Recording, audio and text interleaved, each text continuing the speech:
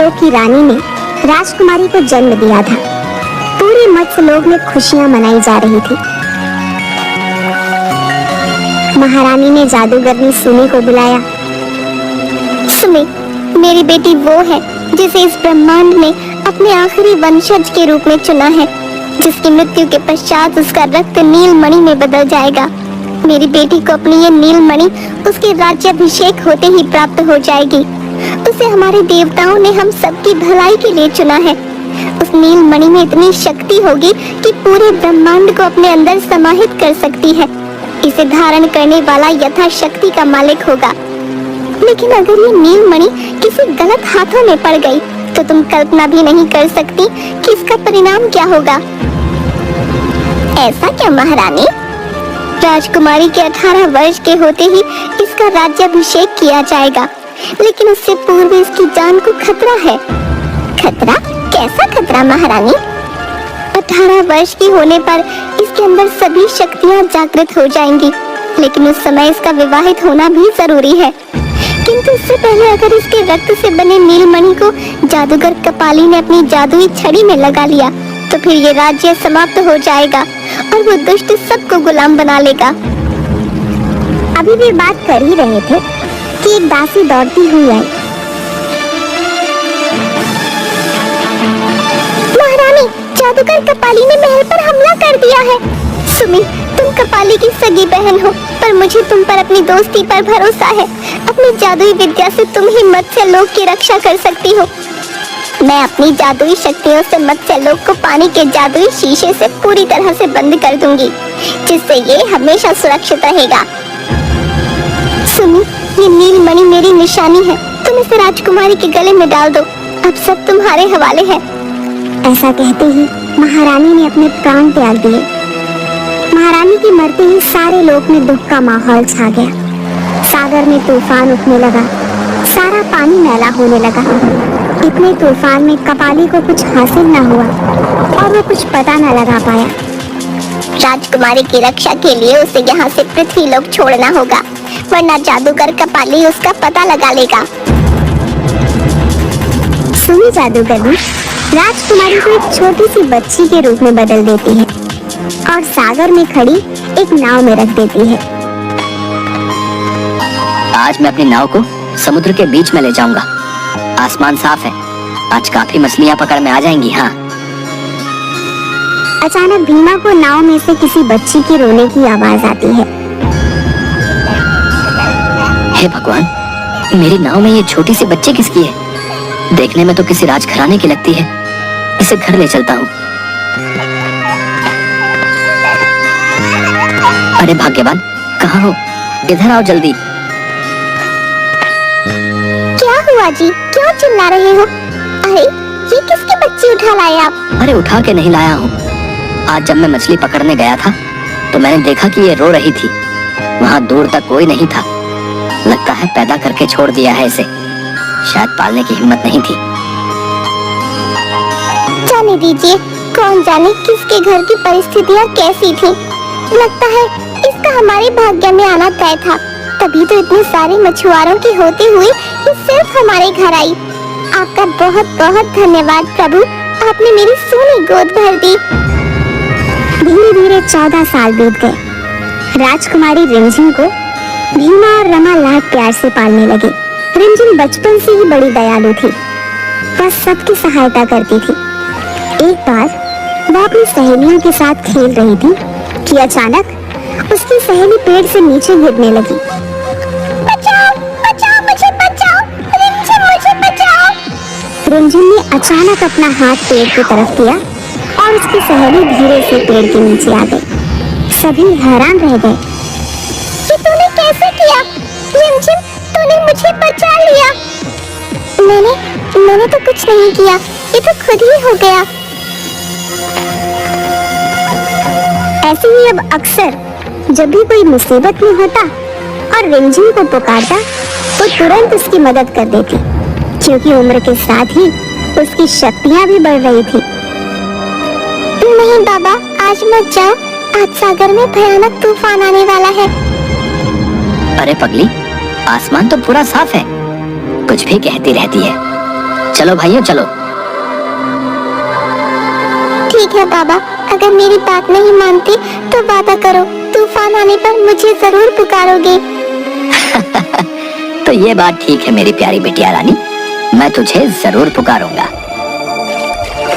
बाकी मछुआरों के साथ भीमा कुछ ही दूर गया होता है कि अचानक सागर में बड़ी बड़ी लहरें उठने लगती हैं और उनकी नाव तूफान में घिर जाती है। रिमझिम ने कहा था कि तूफान आने वाला है, हमने उसकी बात नहीं मानी। ये तूफान तो बहुत तेज है, इससे बचना मुश्किल है। आखिरी बार रिमझिम को पुकार लो। रिमझिम! रिमझिम अपने दोस्तों के साथ खेल ही रही थी कि उसके कानों में भीमा की आवाज पहुंच जाती है जो किसी और को सुनाई भी नहीं देती। मुझे पापा ने बुलाया है, मुझे पापा को बचाना है।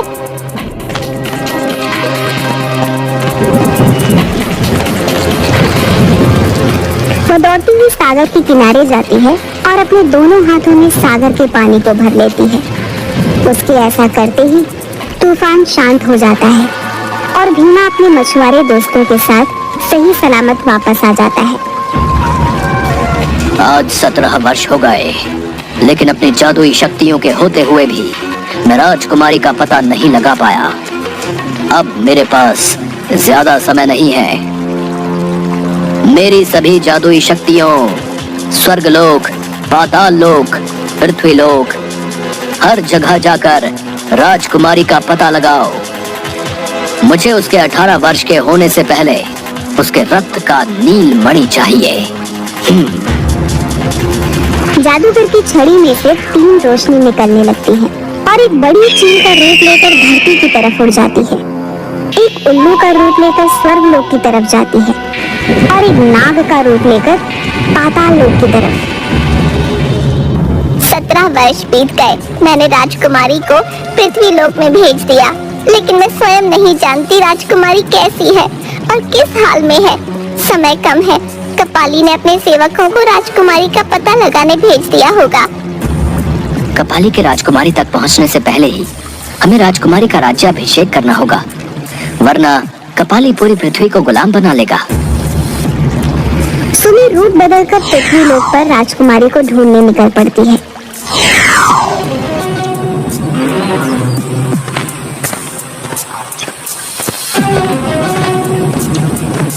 राजकुमारी एक बड़ी तितली को जमीन पर गिरा हुआ देखती है। ये इतनी सुंदर तितली है, इतनी बड़ी तितली। तुम कौन हो और मुझे क्यों मारना चाहती हो? मैं रिमझिम हूँ। नहीं, मैं तुम्हें मारना नहीं चाहती। मैं तो एक जादूगर राजकुमार हूँ, जिसे सजा देने के लिए मेरे पिता जादूगर ने तितली बना दिया। लेकिन तुमने मुझसे बात करके मुझे वापस राजकुमार बना दिया। अपनी शक्ति से अब मैं तुम्हें तितली बनाकर अपने देश ले चलता हूँ। वहाँ मैं तुम्हें अपनी दुनिया दिखाऊंगा। रिमझिम तितली के रूप में जादूगर राजकुमार के साथ उसके देश चली जाती है। अरे राजकुमार, तुम अपने साथ किसे लेकर आए हो? मुझे तुम्हारे साथ किसी मत्स्य कन्या की खुशबू आ रही है।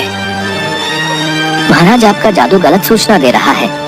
मैं तो अपने साथ पृथ्वी लोक की एक लड़की को तितली बनाकर लाया हूँ। राजकुमार जैसे ही तितली को बाहर निकालता है, जादूगर अपने जादू से पहचान लेता है कि वह मत्स्य राज की राजकुमारी है। अरे, ये तो वही राजकुमारी है जिसे बड़े भैया पिछले 18 सालों से ढूंढ रहे हैं।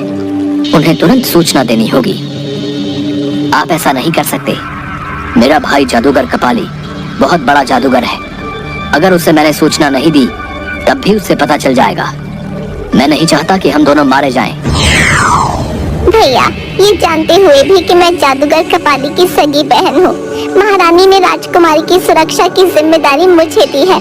मेरे होते हुए इसका कोई बाल भी बांका नहीं कर सकता। मैं राजकुमारी को लेकर जा रही हूँ।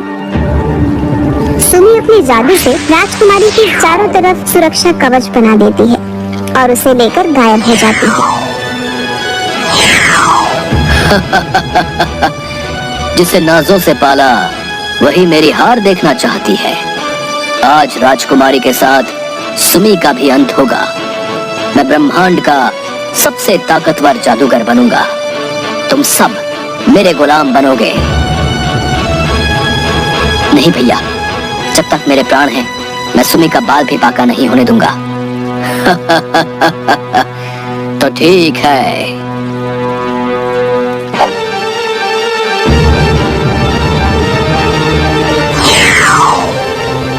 पिताजी, जब तक आपकी मौत का बदला नहीं ले लेता, तब तक मैं चैन की सांस नहीं लूंगा। मुझे आपकी सौगंध।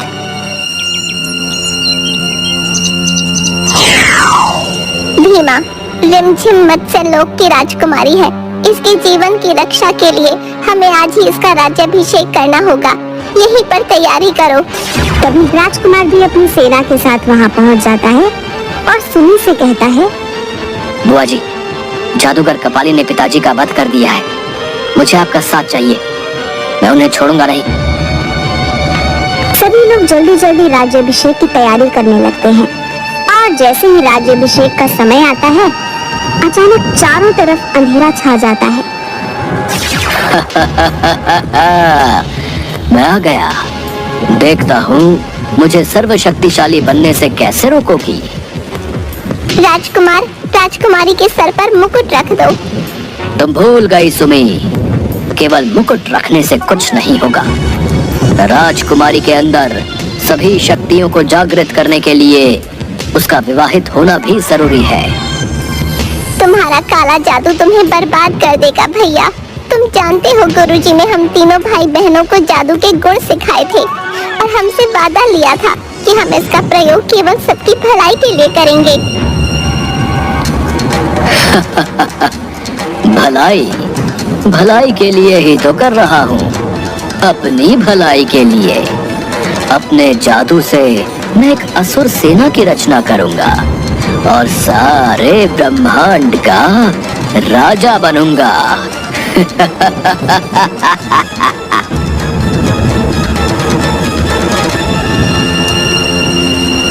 अब मुझे अपनी माया का प्रयोग करना होगा। राजकुमार, क्या तुम राजकुमारी से विवाह करोगे? लगता है विधाता ने तुम्हें ही राजकुमारी के लिए चुना है। भीमा, तुमने इसका पालन किया है। तुम्हें तो इस रिश्ते से कोई ऐतराज तो नहीं?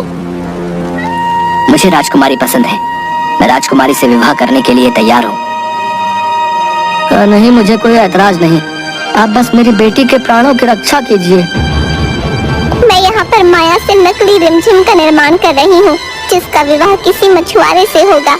और कपाली जब तक उसे मारने की कोशिश करेगा, तब तक तुम मंदिर में रिमझिम को मुकुट पहनाकर राजकुमार से उसका विवाह करवा दो। रिमझिम के सर पर जादुई मुकुट रखकर उसका राज्याभिषेक कर देता है और राजकुमार उसकी मांग में सिंदूर भर देता है। ऐसा करने के साथ ही रिमझिम की सारी शक्तियां जागृत हो जाती हैं।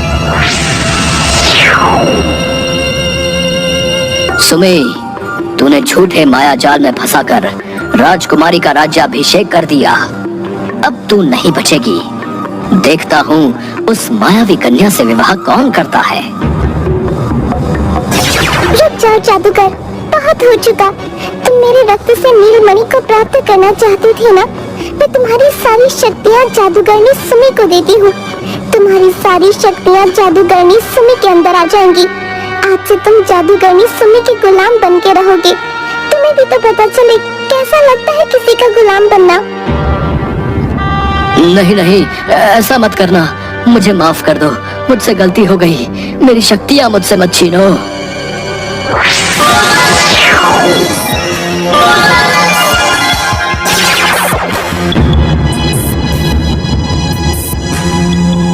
सुमी, मत्स्य लोक की अमानत को बचाने के लिए ये आपका उपहार है।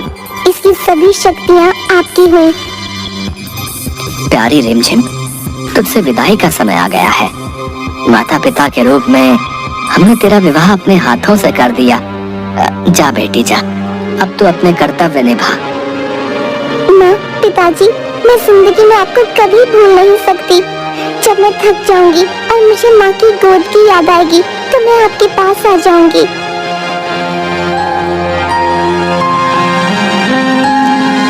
ये तेरा घर है बेटी। इसके दरवाजे हमेशा तेरे लिए खुले हैं। रिमझिम मछुआरों की बस्ती से विदा होकर मत्स्य लोक चली जाती है और सब लोग खुशी खुशी रहने लगते हैं।